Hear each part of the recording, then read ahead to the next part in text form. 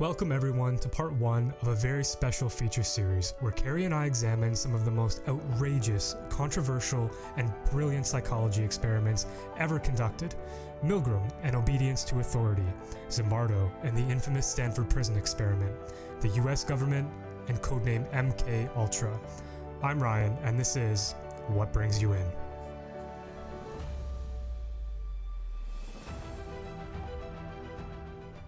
The year is 1962. Although nearly 20 years have passed since the end of World War II, psychology is still struggling to explain how the Nazi Party was able to convince so many people to commit such horrible acts. It was believed at the time that the German people were inherently different from Americans, and that atrocities like the Holocaust would never occur in the US. Enter Dr. Stanley Milgram. Born in the Bronx in 1933 to Jewish parents, Milgram was profoundly affected by the events of World War II. The question was simple. Would mentally sound, good-natured American men abandon their morals if directed to by an authority figure? Dr. Milgram's findings sent shockwaves through the field of psychology. His experiment design involved 3 men. 1 man in a lab coat, the experimenter, 1 man acting as a teacher, and 1 acting as a student. The student was seated in a room and hooked up to an electrode capable of shocking him, while the teacher and the experimenter were seated in a separate room.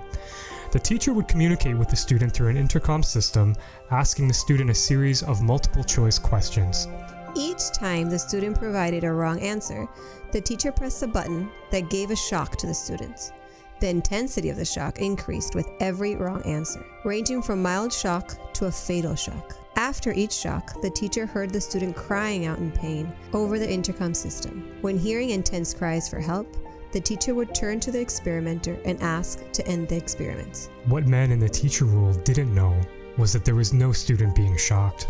It was all a setup. The whole purpose of the experiment was to see how far the teacher would go. The only obstacle was the experimenter urging the teacher to continue shocking the learner. Despite the teacher being free to stop at any point, an unbelievable 65% of the men in the teacher role continued shocking the learner to a fatal level. So our class predicted less than 1%. And I was doing some research for this episode, and I found that many professionals at the time, back in 1962, Milgram consulted with them in advance of his experiment. These are, eminent psychiatrists, people who are teaching at Ivy League universities, and they're saying 1 fraction of 1%. So less than 1 human being. Less than 1 in 100 would do this. Yeah. Wow. So these very we lied to ourselves. Prestigious people in the field of psychology at that time were saying, I believe the most common answer was 1/100th of 1%. So like 1 out of, what is that, 1 in 1,000 or 1 in 10,000? I don't know, but it's 1 out of a lot of people. One out of a lot of people. Right. And then for him to come back, I mean, can you imagine being in Milgram's position and getting these results and being like, Jesus. I have to go now and tell people that they are orders of magnitude. Like, you guys 60, are inconceivably wrong. Yeah. About how people behave and about how authority your understanding people. Of human beings is completely flawed. Totally wrong. So, and I think that plays out in daily life. Like what we do to please our bosses, what we do to please who we consider authority, which could be society in general, like an ideology. Mm-hmm. It could be another human being that I work with who I think is smarter, wiser than I am. It could be an authority figure like a doctor or a cop or... Right, like the lab coat. Yeah, with the lab coat, which, right? Just as a sidebar, the only real measure of the authority of this experimenter was a lab coat. Yeah, that was it's what incredible, convinced these people. Was a piece of fabric got 2/3 of people. Well, a murder. Piece of fabric, and then the whole setup, right? I am the experimenter. Yeah, that's fair. Like there's, I downplayed that a little bit. It was the lab coat plus it's Yale University. It's everything the like whole, that. So. Yeah. But that's still. As a woman, I'm sure a lot of men go through this too. But just the idea of who is beautiful and who's not, that comes from an ideology that I've been taught and I've seen and people I follow, and people follow to extreme extents where they Meaning if somebody is beautiful, you are likely to follow them because they embody this quality. Yeah, or that's beautiful, right? So then I have to look, think, maybe even act the part like she does, right? That happens in our daily life when we are with our morals and our beliefs, right? So if we're in a culture and surrounded by people who might be thinking, I don't know, that homosexuals are terrible and that they're awful people, maybe just while I'm there in their authority, I'll not say my opinion. and I'll keep my opinion to myself just because it's so scary to go up against authority or go up against the group think, right? Yeah, it is. And that kind of ties into, the Ash experiments with the line. Yeah, so yeah. This is That's a good one too. Yeah, it really ties into this. So Milgram was actually somebody who was influenced by Ash. So Ash was another researcher who he had an experiment where there would be lines of different lengths, but these were obviously clearly different lengths. Like one line would be half the size of the other line. Like there's no doubting it. Zero. You look at it, you're like, that's a pretty short line. Right? So they had a group of people. 3 people were in on the experiment, and 1 person was a volunteer who didn't know what was going on. And so the point of this experiment was to figure out how many people saying that the shorter line was actually the longer one before the other person would be convinced and would go against their own physical senses and perceptions. Yeah. I think it was 3 was the magic number, right? 3 or 4 people. Yeah. And keep in mind that this is somebody, okay, so imagine you have a foot-long line and then like a 6-inch long line. Dramatically different. Like there's no denying it. Yeah. As soon as you have 3 people going, nah, that shorter one is actually the longer one. People are looking at that shorter line, like looking at it, seeing that it's shorter. And denying it. And going, I must be wrong. And that ties strongly into this because it shows you that we have hard wiring to obey authority. I think we're hardwired to belong, and authority is a way to belong because I can take part of the responsibility and give it to authority, and then I'm one with this authority figure or one with this group. So I would say we're hardwired, and just different manifestations of that is to belong, to be somewhere, and to be part of something.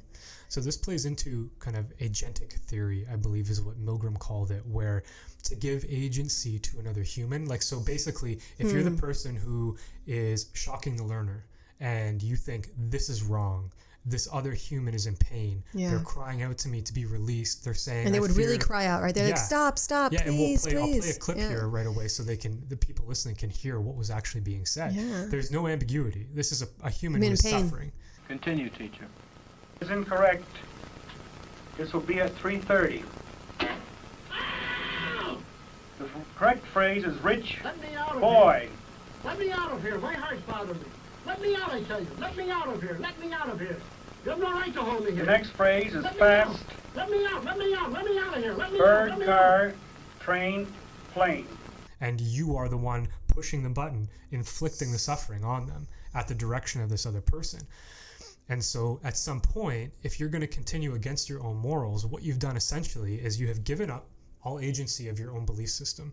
You said, my beliefs are less right or less relevant or less effective. It's more important to please you. It's more important to follow your instructions. This other person has a better way of doing things or is more qualified or credible. I should abandon my own thoughts, feelings, and beliefs and assume this other person's beliefs of this other person. That reminds me of like the bystander effect. So in New York, there was a brutal killing of a young lady. Oh, I remember this one. And it was brutal. It was brutal. She was raped. She was stabbed. It was awful. And I think, I don't remember the number, but it was more than 15, 20 people saw it and no one called the cops. Yeah. So then social psychologists went in like, what happened? How did all these good-natured, well-rounded human beings not call the cops? And everyone said, I thought someone else would do it. Yes. Right? So I think that also plays into the idea of if I'm not the only one here and I'm not the only one committing this act, then maybe I'm not completely responsible for it. So if you have somebody who you view as being a legitimate figure of authority, meaning they have some standing or intelligence or credibility, and you believe they will take responsibility for whatever is being done, those 2 ingredients have a disastrous effect on the human psyche. We are not wired to handle that. And as soon as you think, oh, okay, well, this person says that they will take responsibility and they are wearing a lab coat and this is Yale University, so I might as well do what they say. Yeah, I must be wrong. Like, I feel like shocking this person is wrong because I've been raised to know that hurting people is wrong and this person's clearly in pain, but you're doubting yourself on a level of like 2 + 2 = 4, right? It's such a basic, hurting people is wrong. That is inalienable. But not so. If somebody wearing a lab coat in a certain environment and says, I think we start feeding ownership. Like what you were saying, that I was picturing myself in that situation. And to be honest, I probably would have said something like, well, this experiment is going to teach us such wonderful things and it's, the good of the many. Right, you justify. Press that button, right? So we justify our behavior. We do. So that we don't feel so uncomfortable while we're doing it. And I don't know about you, but on some level, I know when I'm doing stuff like that. I can think of examples of times in my life where I knew I should have taken one action, but because that would have been a very uncomfortable thing and a very daunting thing for me to do, for sure. I did that. And it's weird too, because when you're in this field, it's so annoying. You can feel it happening as it happens, but you can't always catch it. No one's perfect. So while you're going through it, I think I'm with you. I probably would have done something similar in that, well, I should do something to help this person. Right, I probably should stop. Yeah. But then this little weird kind of magic happens in your brain where your brain goes, well, it wouldn't be so bad, because in the end, or something good's going to come out of it, right? It's just one person. Just don't worry about it. It's going to be okay. It's awful when we say it, right? They say it out loud. It's horrifying, because this reasoning is behind most of the awful things that have ever been committed. Done like gangs, like when we think of like violence acts, it's not rare, but many violent acts are done in groups. They're not just, there are those single people that go out and do something terrible, but some of them are also accompanied by other people in other groups and some authority within that group that's telling them that's what they have to do, and then they do it. And when you look at like the examples of, well, what about the person giving the order? Because is there anybody in the chain of this kind of cause and effect chain that feels I am responsible? The answer is no. The person who is giving the order feels probably has an order. Well, they have an order, but what research also shows is that if you give an order to somebody, you absolve yourself of responsibility because they're doing it. They're doing it. And then the person who is receiving the order... So responsibility is just like like it's just... Yeah, it's the whole diffusion of responsibility, right? Yeah, it just diffuses in the air. What Carrie was talking about with that New York crowd, it's the same kind of thing. People are all looking at this being like, well, this is bullshit and clearly wrong, but I'm not the one who's supposed to deal with this. Yeah. Somebody else is the one.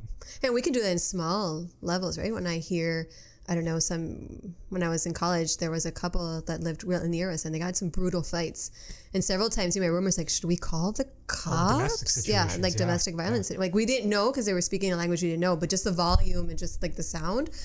And the three of us would sit there like, should we call? Should we not call? And then at the end, the three of us said, no, let's call, right? Because all of us thought maybe we won't be able to sleep if something does happen, right? So we started imagining terrible situations. But it took us maybe 4 fights. It wasn't like the first one and at the first 5 minutes. This was something that took us a long time to assume.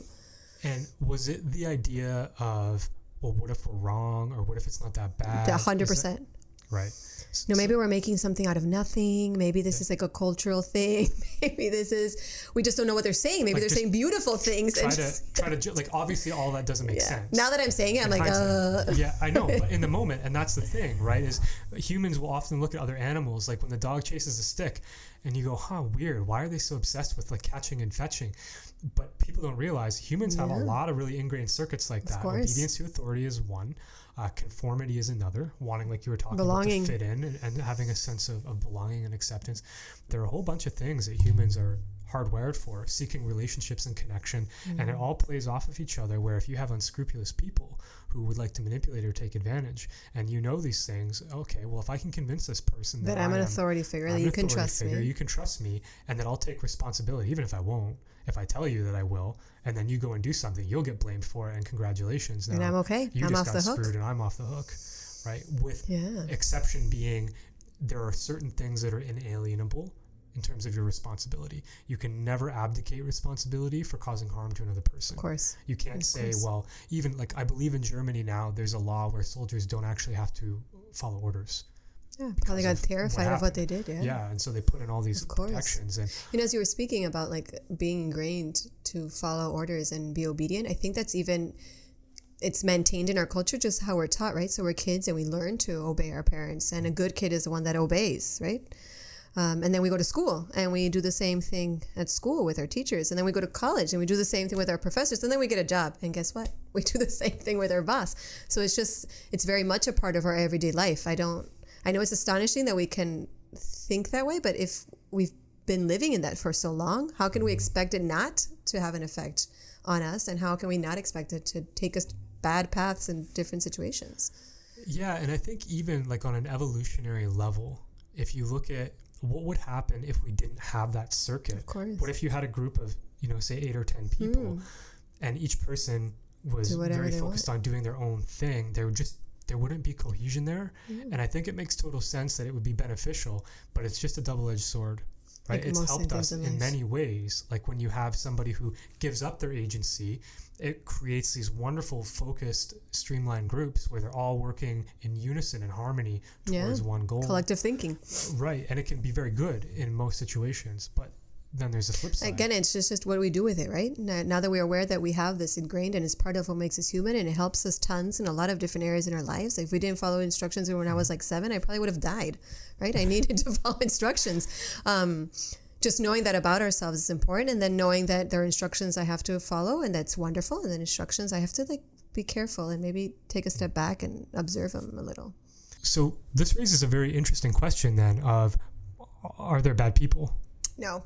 Well, okay, that's I answered that really nice fast, right? touch. That's mine as well, though. I honestly, the more I've done this job, especially, Me too. and you, in our first episode, you were talking about infidelity and the causes and how people can be put in these situations, and it's exactly this, right? You're in a situation, you're not thinking totally clearly, and then someone's going, well, no, nobody would just do that. You must be a bad person. Yeah. Only bad, selfish, awful people would commit infidelity, and you only Or do that if inherently you evil. don't, right? You don't love people, or you're like fucked up or something. Yeah, You have to be in order to do that. And experiments like these really cast doubt on that and go, well, if people can murder, if 2/3 of people can murder without coercion, like, how do we conceptualize now what exactly would make is that evil, right? Are these people bad people? Are 2/3 of people just like shit? Yeah, I think it's really just the acceptance of any of us can do horrible things. Yes, at any time. Just The right circumstances can bring it out in you.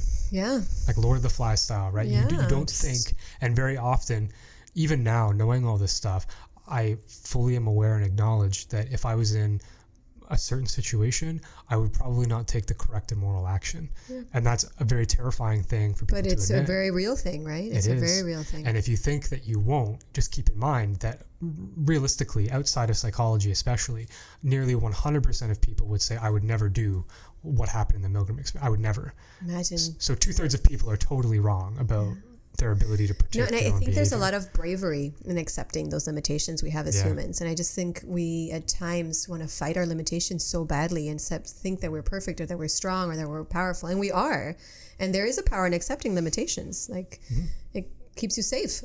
It does, and helps you to know what you have to be aware of, right? If you know, going back to the infidelity example, many couples I've worked with, we conclude, well, you probably just shouldn't go to the club anymore with your boys and get, smashed until 2-3 in the morning. Because you're not that, You're not a very good regulator of your behavior under those circumstances. And that's okay. It doesn't make you less of a human being. It doesn't make you an awful man. It just you have that limitation. And that's something you have I to be mindful I of. will never be an engineer. It's hard for me to add sometimes. And I know that limitation, and that's fine, right? Yes, and if you know it, it's helpful, and acknowledging those limits is important to preventing yourself from succumbing to that To type something of like behavior. this that catches you by surprise. On a more modern note, there's a very interesting Netflix documentary. So I recommended this to Carrie. It was awful to watch. Awful to watch. I had to fast forward 10 seconds at a time because it was just too hard. It's intense, right? It's intense. It's called The Push, and it's by I think he calls himself a mentalist, Darren Brown. It's available on Netflix. And so the gist of it is very similar. He takes concepts from the Milgram obedience to authority experiments. He takes concepts from different sales techniques that are rooted in psychology, like foot in the door. So it starts by having this charity gala.